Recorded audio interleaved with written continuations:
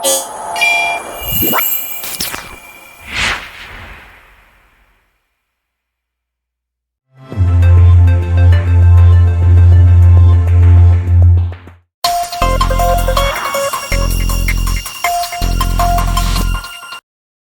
datang teman-teman. Hari ini kita akan belajar untuk membuat aplikasi sederhana, yaitu Basic Calculator. Jadi, untuk membuat project baru, kita itu bisa klik New Project. Sedangkan jika kita sudah punya projectnya atau file dari projectnya, kita bisa klik Open Project. Untuk yang kali ini, kita pakai New Project. Nah, yang kita pilih itu adalah Visual Basic Windows. Kemudian kita pilih Windows Phone Application. Kita klik OK. Maka akan keluar tampilan sederhana dari form satunya, di mana sebelah kirinya itu ada toolbox dan di sebelah kanannya ada properties. Jadi properties ini kita bisa gunakan untuk mengatur bagaimana tampilan dari form kita. Sedangkan pada toolbox ini itu merupakan fitur-fitur yang bisa kita pakai dan kita tambahkan ke dalam form. Oke. Form ini juga bisa diatur ukurannya sesuai dengan keinginan kita. Jadi pada form ini kita juga bisa mengatur warna dari formnya. So, misalnya kita di back color, kita ganti backgroundnya menjadi warna dari salmon. Maka akan muncul tampilan form dengan warna yang sudah kita set. Kemudian, jika kita ingin menambahkan teks, itu kita bisa pakai label. Kita tinggal drag and drop. Nah, ini merupakan salah satu keuntungan kita ketika kita menggunakan VB. Jadi ada fitur drag and drop. Jadi kita tinggal drag mana yang mau kita pakai, kemudian kita drop pada form. Kita tinggal pertama kita taruh di atas nih, kita bikin untuk judul dari formnya itu kita bikin kalkulator nanti. Kemudian untuk teks dari label 1 ini bisa kita ganti di bagian sini, properties. Itu ada teks, kita tinggal ganti. Jadi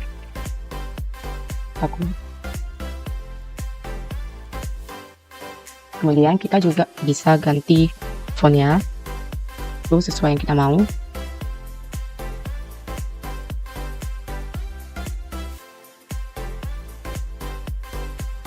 Kita juga bisa ganti ukurannya atau font stylenya.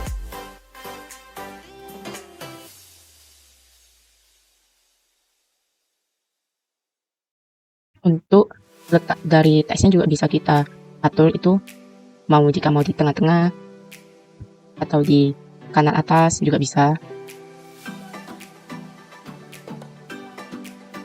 Ini juga ada nama dari label. Jadi semua toolbox ini punya namanya, desain namanya masing-masing. Oke. Kemudian kita bakalan nambah 2 label lagi sebagai pembilang untuk perhitung operasi hitungnya. Untuk mempermudah, sebenarnya kita bisa copy paste ini, atau juga bisa kita drag and drop ulang. Nah, kita tinggal ganti teksnya menjadi number 1. Kemudian kita bikin sampai number 2.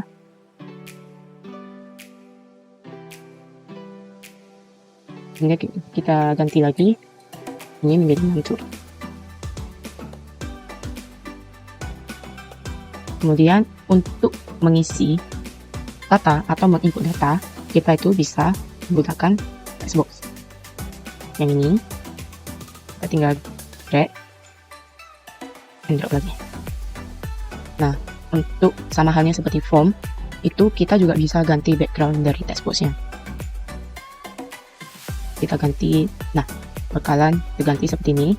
Ukurannya juga bisa kita sesuaikan. Kemudian font, ketika kita menginput data, maka fontnya akan sesuai dengan yang kita atur.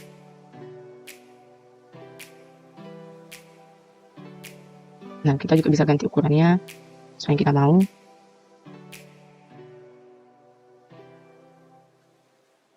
Kemudian kita juga bisa ganti teks online-nya supaya dia pas di tengah.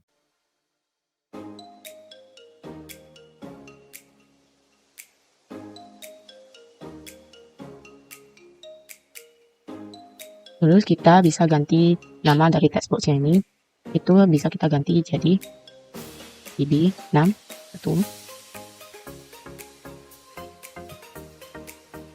Kemudian kalau memang kita format tidak masalah, kita juga bisa tetap copy paste atau bisa kita drag and drop lagi.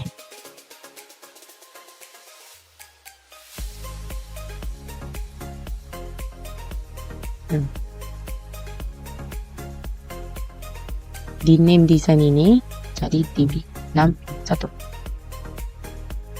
Nah, bakalan muncul window seperti ini. Kenapa? Karena di text box sebelumnya nama kita adalah TB61. Jadi pada VB ini kita tidak bisa menggunakan nama desain yang sama. Oke, kita ke cancel. Kemudian kita coba lagi jika kita ketik TB spasi 62. Juga akan muncul window seperti ini karena kita itu tidak boleh memberikan nama name design yang memiliki spasi karena itu bahkan tidak dibaca oleh sistem. Dan kalau kita tidak memasukkan apa-apa, terus kita enter, nah juga bakalan muncul window seperti ini karena setiap toolbox itu harus punya name design-nya.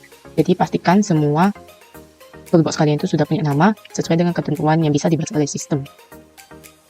Terus kita ganti dulu di TB 62.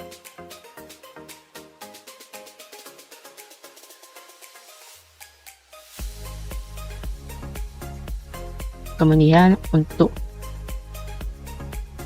kita juga bakalan nambah untuk karena sudah ada pembilang, kemudian karena sudah ada pembilang 1, pembilang 2, kita juga berarti untuk operasi itu kan ada 2 pembilang juga ada jawaban. Jadi kita tinggal copy paste lagi, kita ganti teksnya jadi answer. Sama halnya dengan sportsnya, kalau pemain sama juga kita bisa copy paste, tapi kita juga harus perhatiin lagi nama dari desain toolboxnya. Jadi yang ini kita ganti jadi TB. Kita ganti jadi TB ends. Ini supaya kita lebih mudah mengingat toolboxnya. Oke. Kemudian untuk operasi itu kita bakalan pakai button. Jadi button itu bisa kita cari di toolbox. Itu tinggal kita drag, kemudian kita drop lagi. Ini juga ukurannya bisa kita sesuaikan. Ini sama halnya seperti text box dan form, itu bisa kita ganti warnanya sesuai yang kita mau. Nah, juga fontnya bisa kita atur.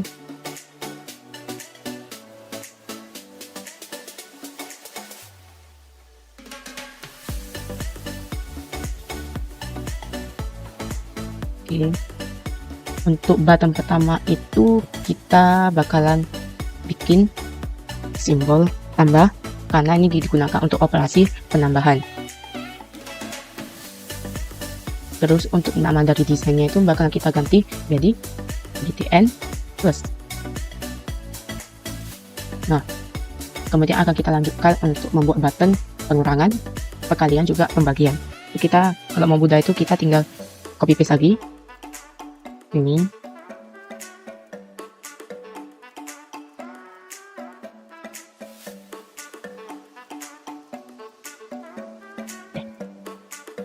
tinggal kita ganti button kedua itu teksnya jadi simbol bank, itu pakai tanda hubung bisa.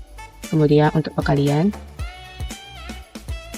sebenarnya juga pastikan nama desainnya. Nah, ini button 1. Tadi kita tinggal ubah untuk mempermudah kita itu kita bisa bikin BTN min. Oke. Kemudian yang ini kita ganti jadi perkalian, itu kita bisa pakai simbol X. Kemudian nama desain kita jadikan BTN times. Kemudian yang terakhir itu kita bikin untuk pembagian, itu kita pakai simbol titik 2. Kemudian juga perhatikan nama dari buttonnya itu kita ganti jadi BTN DPD divided. Kita akan coba run aplikasi yang sudah kita buat. Kita tinggal klik tanda panah hijau di atas. Oke, maka akan muncul form aplikasi seperti ini.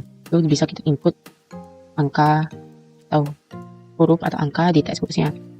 Dan di answernya juga bisa kita kemudian buttonnya itu bisa kita klik seperti ini. Tapi seperti yang kalian lihat, buttonnya ini belum berfungsi karena kita belum mengetikkan program yang ingin kita buat. Terus kita lihat pada answer ini, harusnya itu tidak kita ketik karena untuk perhitungan itu seharusnya kita hanya input untuk number 1 dan number 2. Kemudian otomatis maka jawabannya akan muncul di sini. Jadi kita akan mulai untuk pembuatan programnya itu. Kita S dulu. Kemudian kita klik 2 kali pada text box atau TB ends-nya. Kita klik 2 kali. Nah, pada bagian ini kita tambah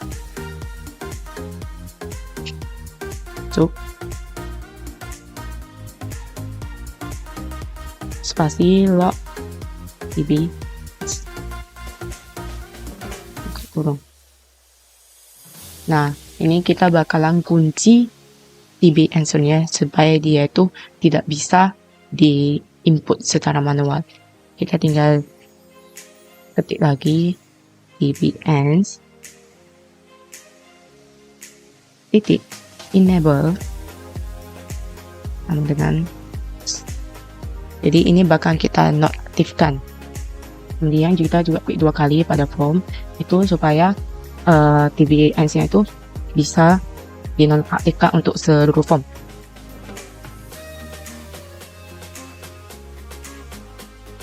Ini kita tidak perlu pakai ini karena kita sudah tambah sub, kita tinggal bikin subnya. Nah, ini maka sebuah answer itu bakalan terkunci. Itu kita coba kita run ya. Nah, untuk dashboard number 1 ini masih bisa kita isi. Untuk number 2 juga masih bisa kita isi. Sedangkan pada answer itu sudah tidak bisa kita isi karena sudah kita nonaktifkan. Oke, maka kita akan lanjut ke pemrograman untuk buttonnya. Jadi kalian bisa klik 2 kali pada button seperti ini. Nah, akan muncul private sub untuk button. Ini kan nama dari button yang kita buat BTN Plus. Jadi yang pertama itu kita beam dan 1 S double beam dan 2 S double beam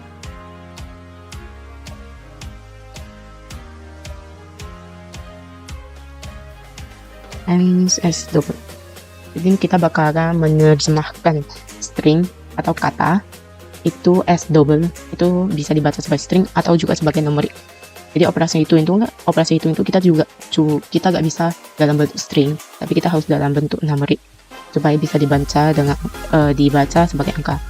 Jadi kita akan bikin sebuah condition if. Jadi kita bakal bikin kalau misalnya text box yang kosong maka akan keluar message box seperti peringatan. Kalau memang terisi baru kita bisa lanjut ke operasi hitung. Jadi yang pertama itu kita ketik if IB61 sama dengan, kita jangan lupa tambah teks yang di belakang supaya isi dari text box yang bisa kebaca itu 9/2 atau ini bisa dianggap sebagai kosong karena isi dari text box itu bisa dibaca kalau memang yang ada di input yang diinput pada dalam tanda petiknya. Kemudian or kita juga bikin karena kita kan tidak bisa melakukan operasi hitung jika salah satu text box yang kosong karena untuk operasi itu minimal harus ada, untuk perhitungan harus ada 2 bilangan. Terus ketik text dengan ketik 2 then muncul message box, buka kurung, dan dalam petik ini untuk string supaya bisa dibaca, input the number, VP critical sebagai peringatan. Nah, Untuk menambahkan kondisi lain itu kita tidak perlu tambah if lagi, kita bisa pakai else. Nah, itu kita tinggal bikin, kita bakal mulai untuk bikin operasi hitungnya. Itu kita tinggal bikin 61 itu sama dengan TB 61 titik X. Jadi 62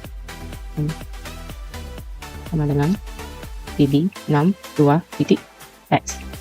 Nah, berarti 61 ini merupakan angkanya atau nilainya itu yang diinput pada textbox number 1. Sedangkan pada 62 berarti merupakan nilai pada 62 itu merupakan nilai yang kita input ke dalam TB62. Kemudian answer itu kita bakalan bikin operasi hitungnya itu 61. Karena ini untuk penambahan kita pakai simbol tambah. Kita bikin 67. Oke, kemudian untuk kita kan sudah tadi bikin answernya itu jadi otomatis, sudah jadi dinonaktifkan. Nah, di sini kita bakalan munculin hasil perhitungannya. Jadi kita bikin db ans titik text sama dengan ans. Jadi nanti yang bakal diinput di textbox answernya itu adalah hasil perhitungan dari ans. Oke, ini sudah. Kita coba run.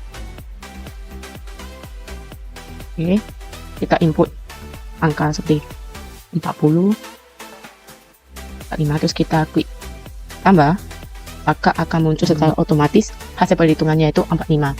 Sesuai dengan kita hitung, bisa kita gunakan kalkulator. Oke, berarti kita tinggal lanjut untuk button pengulangan, perkalian, dan pembagian.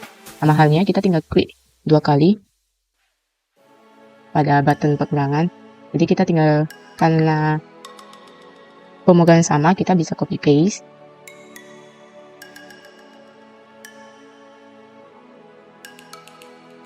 Nah, ini untuk bagian dim sampai message box itu tak sama. Kemudian yang berbeda itu di sini, di ends nya itu karena pengulangan kita ganti saja jadi tanda kurang.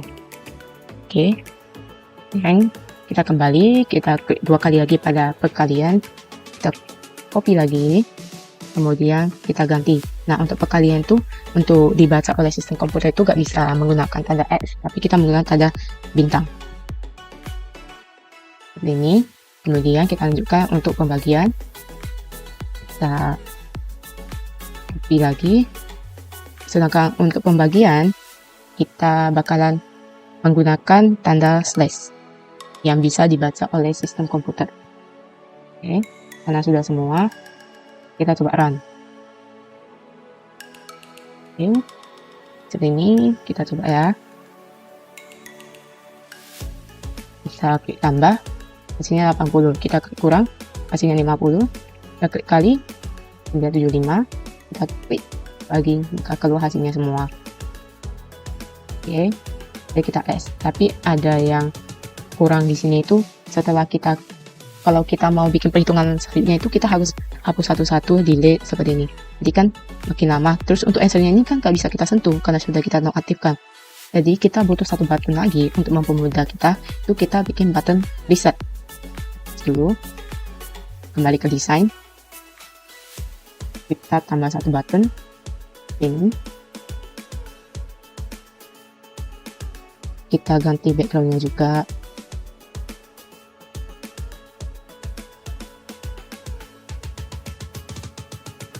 Kita atur ukurannya sesuai yang kita mau.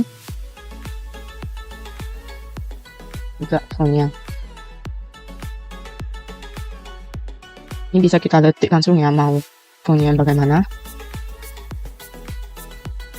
Oke, kita ganti namanya jadi reset. Kemudian kita ganti name design buttonnya, itu namanya db reset. Oke. Kemudian untuk bikin programnya kita tinggal klik 2 kali pada button. Nah, sudah muncul ini. Kita bakalan ketik 61. Edit text. Kemudian DB62 edit text. DB6 DB answer, DB ends.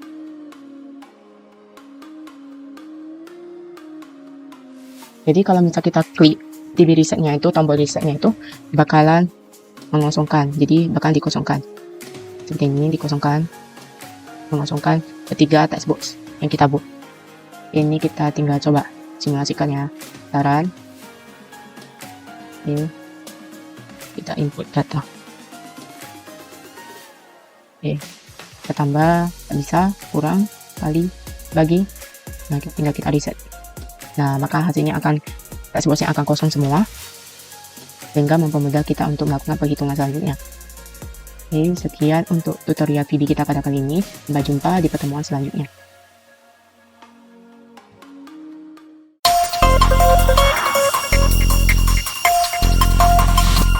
Berikut merupakan Windows Form yang sudah saya buat, di mana sini terdiri dari label, text box dan juga button. Di mana di sini untuk text box pertama di sini untuk menambahkan nama, lalu untuk text box kedua yaitu name, lalu untuk button tambahkan ini untuk menginput data yang sudah dimasukkan pada database, lalu untuk button hapus untuk reset apa yang di dalam text box. Lalu untuk button ketiga yaitu info data, di mana di sini untuk mengarahkan kita ke form selanjutnya, yang di mana di sini terdiri dari data grid view untuk menampilkan database. Lalu di sini ada tombol refresh untuk merefresh database, lalu untuk button kembali untuk mengarahkan kita ke form yang sebelumnya.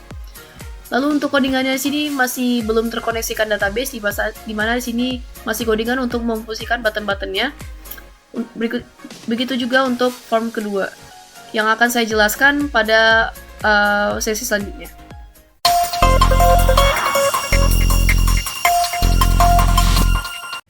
Kita memasuki XMPP Control Panel, di mana di sini terdiri dari Apache, MySQL, dan lainnya. Yang kita gunakan yaitu Apache dan MySQL. Di mana di sini XMPP itu digunakan untuk menjalankan web server secara lokal.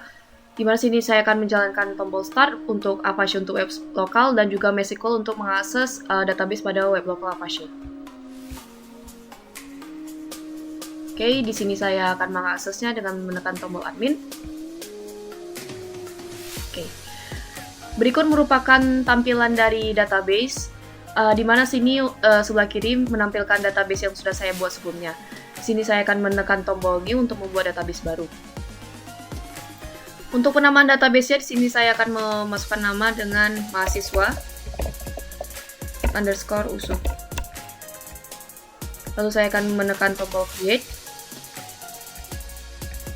Untuk kolomnya di sini saya akan memasukkan 3 kolom, karena kolom pertama itu adalah nomor, lalu yang kedua adalah nama, dan terakhir adalah name, sesuai dengan form yang sudah saya buat sebelumnya. Untuk nama tabelnya di situ adalah TBL atau tabel mahasiswa. Untuk variabel tabel nama tabelnya yaitu tabel_mahasiswa. Oke, di sini terdiri dari struktur tabel yang sudah kita buat. Di sini saya akan memasukkan kolom pertama itu adalah nomor, yang kedua adalah nama, dan ketiga adalah name. Untuk tipenya di sini untuk nomor yaitu sudah pasti integer, yaitu penomoran. Lalu untuk nama di sini varchar karena terdiri dari huruf. Lalu untuk name integer juga karena terdiri dari angka saja. Untuk integer maksimal yaitu 225.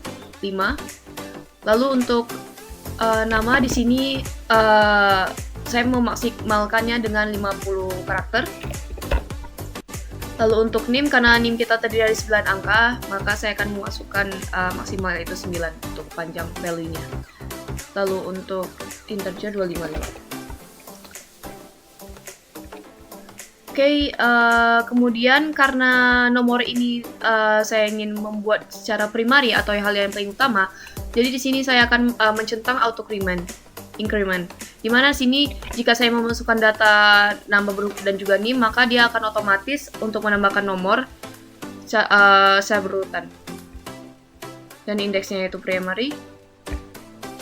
Nah, berikut merupakan struktur tabel yang sudah saya buat, lalu kita akan menemukan tombol save. Baik, untuk table struct-nya kurang lebih seperti ini, dan juga untuk atributnya, untuk default-nya juga kita tidak memerlukan banyak atribut. Yang penting untuk nomornya di sini yaitu auto increment.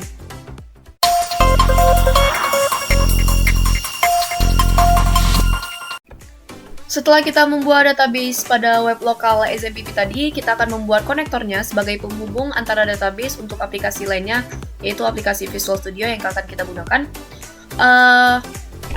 Di sini ODBC itu merupakan Open Database Connectivity, di mana sebuah driver untuk konektornya. Untuk hal pertama yang kita lakukan adalah menambahkan konektor baru, di mana sini kita akan menekan tombol Add. Lalu karena kita menggunakan database MySQL, maka dari itu kita menggunakan MySQL ODBC 8.0 ANSI driver. Untuk data source name-nya ini bebas. Di sini saya akan menamakannya sebagai mahasiswa. Untuk usernya di sini root atau user dasar. Untuk database-nya di sini dia mengakses web lokalnya pada XMPP yang akan menampilkan database yang sudah kita buat sebelumnya. Untuk database yang kita buat sebelumnya itu mahasiswa_usu. Dan untuk mencoba konektivitasnya di sini kita akan menekan tombol tes. Nah, dikatakan bahwa connection successful, yang artinya koneksi berhasil. Lalu kita tekan OK dan kita akan membuat modul untuk mengoneksikan database-nya ini pada Visual Studio.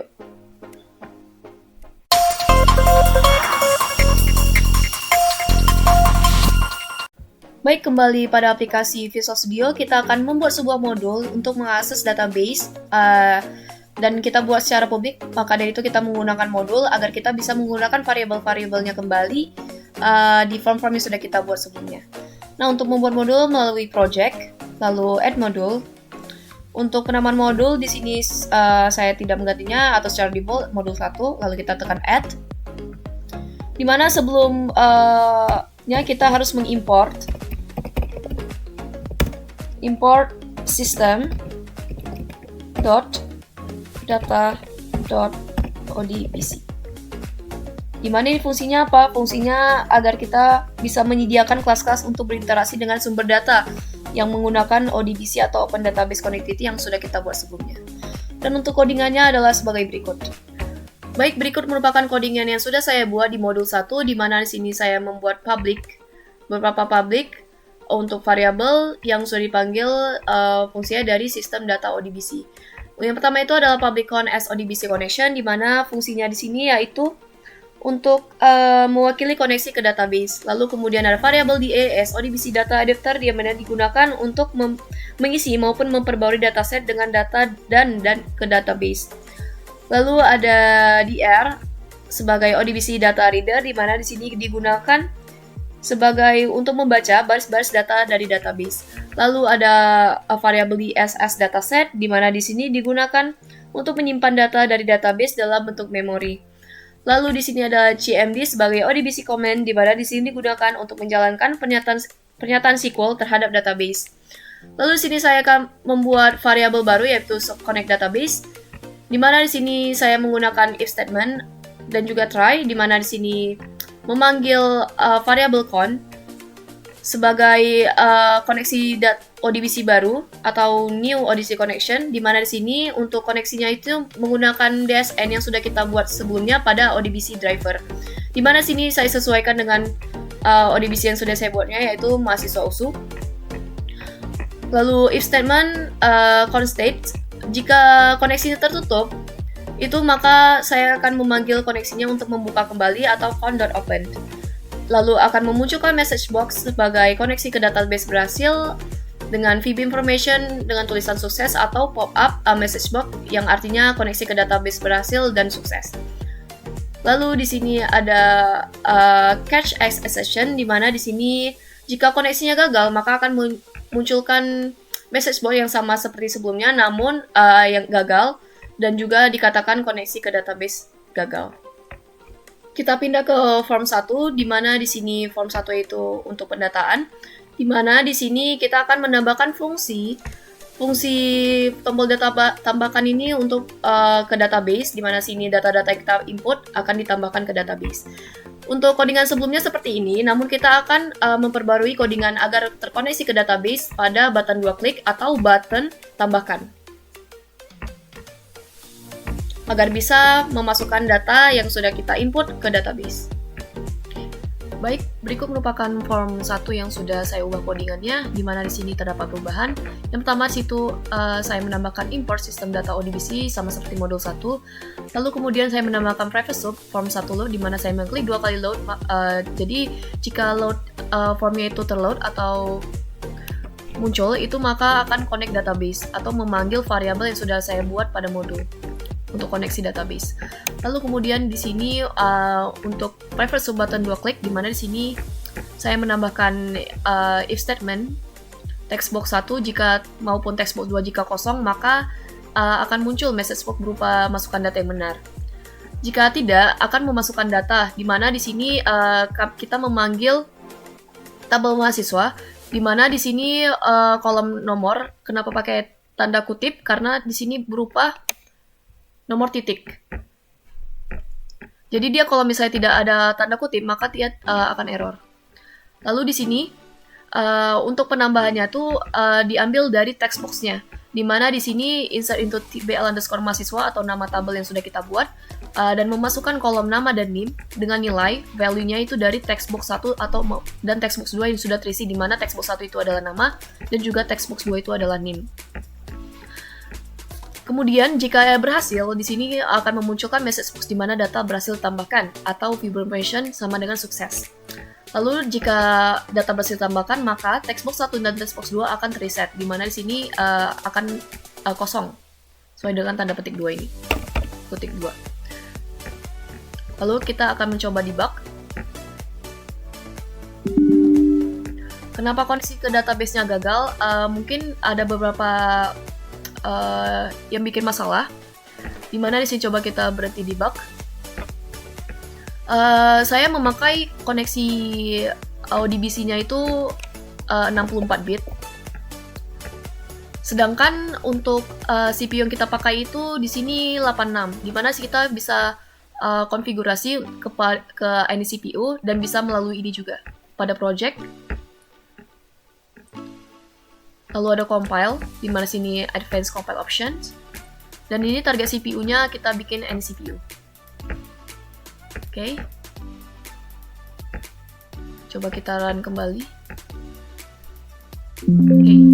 Dikatakan bahwa koneksi ke database berhasil dan akan muncul form 1 di mana ini pendataan mahasiswa teknik industri usul. Coba saya memasukkan namanya. Misalnya sini. Dan juga NIM-nya.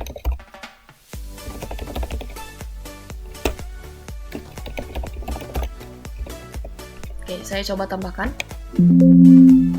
Dikatakan bahwa data berhasil ditambahkan.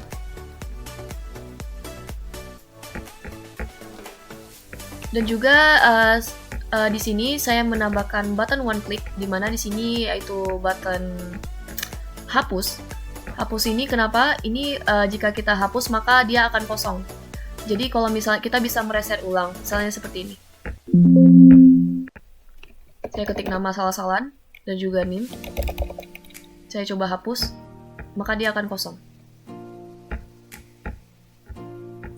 Dan ini untuk button 3, di mana di sini yaitu button info data, di mana di sini akan mengarahkan kita untuk ke form kedua, dan untuk form 1 akan disembunyikan yang disebut dengan me.hide.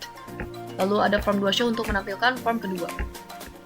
Kita dapat melihat hasil input data tadi dengan menggunakan kembali pada web local SMPP, di mana di sini web local PHP my admin. Lalu saya akan melihat data yang terisi pada tabel mahasiswa. Untuk datanya sama seperti yang kita input tadi, yaitu Johnny, dan ini adalah data pertama ini yang saya input sebelumnya. Maka dapat dikatakan bahwa penginputan data berhasil.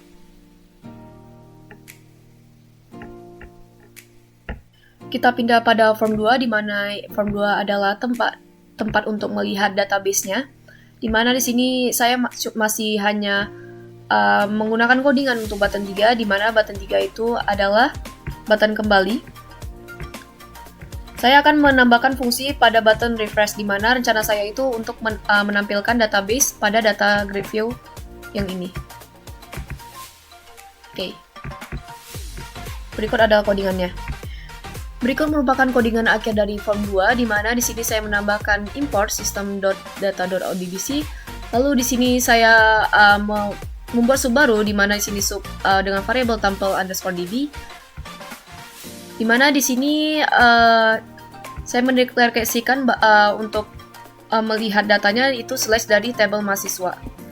Dan juga memanggil variabel con. Lalu di sini untuk dataset barunya ini kita bisa mengisinya pada data grid view, data source, di mana di sini data grid view-nya yaitu ini yang abu-abu. Kemudian di sini untuk form load-nya, jadi pada saat formnya itu terload akan koneksi database, lalu akan memunculkan database yang sudah kita buat variabel pada sub tampil db. Lalu untuk button 1, di mana di sini button 1 itu untuk mendeklarasikan untuk refresh. Di mana di sini jika saya tekan tombol ini maka dia akan merefresh.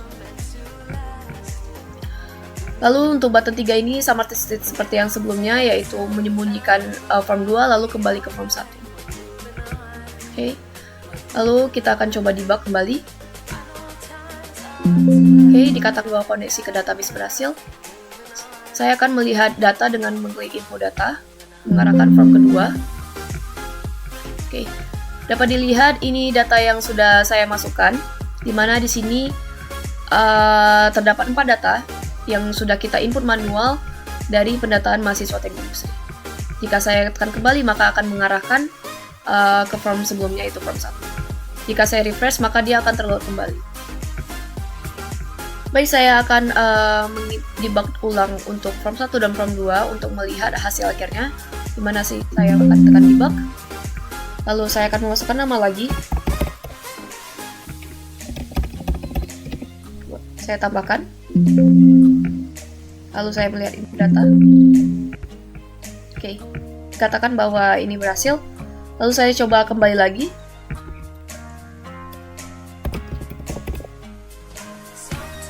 Lalu menginput data kembali lagi. Oke, saya tambahkan lagi. Lalu saya melihat info datanya. Nah, di sini bahwa input data yang tadi belum masuk, info Jasmine, maka dari itu kita perlu mengklik refresh. Oke, maka data Jasmine tadi sudah terinput, di mana sudah saya input sebelumnya pada pendataan. Oke, dapat dikatakan bahwa koneksi database ini berhasil dan juga codingannya berhasil untuk membuat form pendataan mahasiswa teknik industri. Sekian, terima kasih.